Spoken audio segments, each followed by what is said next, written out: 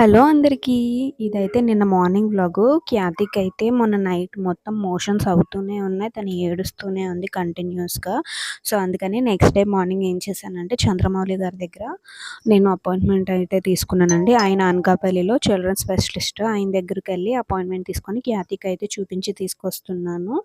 వచ్చేటప్పటికి లేట్ అయిపోయిందని చెప్పేసి ఒక హోటల్ దగ్గర టిఫిన్ అయితే చేసేసామండి నేను, మా బాబు. వచ్చేసేటప్పటికి అత్తయ్య గారు కూడా ఇంటి దగ్గర ఏం చేశారంటే పులుసు పెట్టి ఉంచారు. చామగడ్డ పులుసు. ఆల్రెడీ టిఫిన్ చేయడం వల్ల మాకైతే ఇంకా ఆకలి వేయలేదు. అందుకనే మేము వచ్చేటప్పటికి ఇంటికి 4:00 అయిపోయింది. అందుకని నేనైతే కాఫీ పెట్టుకొని తాగేసాను.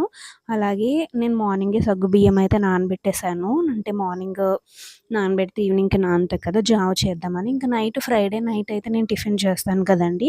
అందుకని వీళ్ళకి నేను కుస్కా లాగైతే చేసేసాను. నాకైతే ఉప్మా చేసుకున్నాను. నా వీడియో గనుక నచ్చితే లైక్ చేయండి.